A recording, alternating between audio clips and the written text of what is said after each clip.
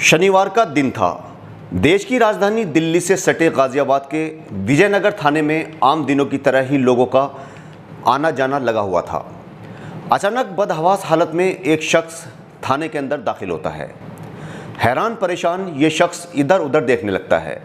Police उससे आने की वजह पूछती है और उसका नाम मालूम करती है तो वो अपना नाम मोहम्मद आलम बताता है। वो पुलिस को बताता है कि पूजा नाम की उसकी दोस्त कल से लापता है। उसने उसको सब जगह तलाश कर लिया लेकिन वो उसको मिल नहीं पा रही है। पुलिस उससे पूजा के बारे में जानकारी हासिल करती है तो आलम पुलिस को बताता है कि पूजा का बेटा गाजियाबाद में ही एक हॉस्पिटल में भर्ती है। उसको ही देखने के लिए पूजा घर से निकली थी लेकिन वो तभी से लापता है। ना तो वो वापस आई है और ना ही उसका फ़ोन लग रहा है। पुलिस आलम से पूछती है कि क्या उसके पास पूजा का कोई फ़ोटो वगैरह है। आलम पुलिस को पूजा का फ़ोटो और कुछ ज़रूरी जानकारी मुहैया करवाता है। पुलिस आलम की तरफ से पूजा के लापता होने की रिपोर्ट दर्ज करते हुए उसकी तलाश शुरू कर देती है। 24 घंटे बीत चुके थे लेकिन पूजा का कुछ पता नहीं चल पा रहा था। अचानक थाने में एक महिला दाखिल होती है। वो पुलिस को अपना नाम पूनम बताती है और पुलिस से कहती है कि उसकी बहन 2 दिनों से लापता है, उसका कुछ पता नहीं चल पा रहा है। पुलिस पूनम से उसकी बहन का नाम पूछती है और नाम सुनते ही पुलिस हैरान रह जाती है क्योंकि यह महिला भी पूजा की गुमशुदगी ही दर्ज करवाने थाने आई थी, जिसकी तलाश पुलिस 2 दिनों से कर रही थी और जिसके गुम होने की रिपोर्ट पहले ही आलम दर्ज करवा चुका था। जब पुलिस पूनम को बताती है कि पूजा के गायब होने की रिपोर्ट तो आलम नाम का युवक पहले ही दर्ज करवा चुका है, ये सुनते ही पूनम चौंक जाती है। वो पुलिस को बताती है कि पूजा को किसी और ने नहीं बल्कि आलम ने ही गायब करवाया है। अब पुलिस पशोपेश में पड़ जाती है कि आखिर ये मामला क्या है। जिस लड़की के गायब होने की रिपोर्ट आलम नाम का लड़का 2 दिनों पहले ही दर्ज करवा चुका है, आज उसकी बहन आलम पर ही उस लड़की को गायब करने का इल्ज़ाम आखिर क्यों लगा रही है। अगर आलम पूजा को गायब करता तो वो पुलिस में रिपोर्ट दर्ज करवाने क्यों आता। पुलिस जब पूनम से गहराई से मालूम करती है तो पूनम बताती है कि पूजा आलम के साथ कई सालों से लिव इन में रह रही थी और अब आलम ने ही अपना पीछा छुड़ाने के लिए उसे गायब करवा दिया है।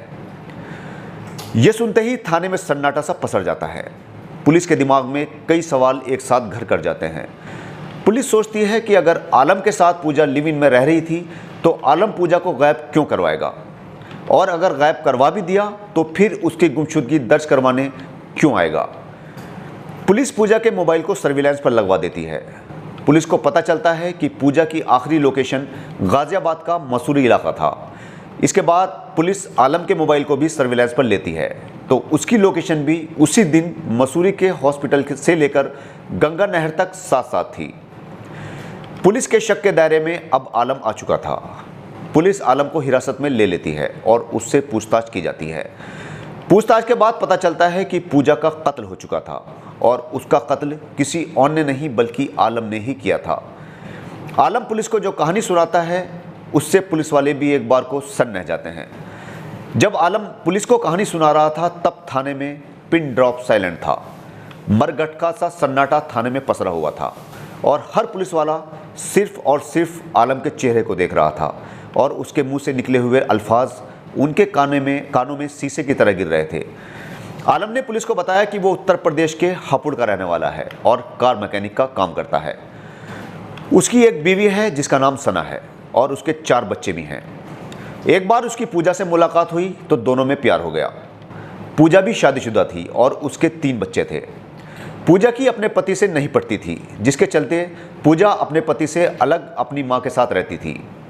आलम और पूजा की रोज़ मुलाकातें होने लगीं। पूजा को सहारे की ज़रूरत थी और आलम उसका सहारा बन चुका था। दोनों एक दूसरे के साथ लिव इन में रहने लगे। कुछ वक्त बाद पूजा ने आलम से कहा कि उनका इस तरह से साथ में रहना सही नहीं है। दुनिया क्या कहेगी, लोग तरह तरह की बातें करने लगे हैं।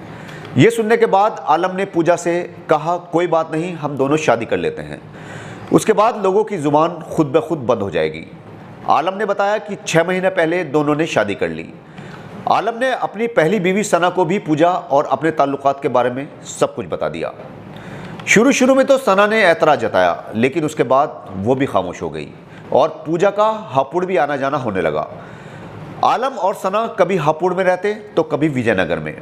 कुछ वक्त तो सब कुछ सही चलता रहा, लेकिन कुछ वक्त के बाद पूजा ने आलम पर दबाव बनाना शुरू कर दिया कि वो सना को पूरी तरह से छोड़ दे और उसके साथ यहीं पर रहने लग जाए, क्योंकि आलम जितना कमाता है उसमें से आधा पैसा वो अपनी पहली बीवी सना को दे आता था और आधा पूजा के ऊपर लगाता था, जिसके चलते पूजा के खर्चे सही से नहीं चल पा रहे थे। इसी के चलते पूजा चाहती थी कि आलम पूरी तरह से सना को तलाक दे दे और उसी के साथ रहने लग जाए, लेकिन आलम इसके लिए तैयार नहीं था। उसका कहना था कि सना अकेले बच्चों को कैसे पालेगी, उसका कोई और सहारा भी नहीं है।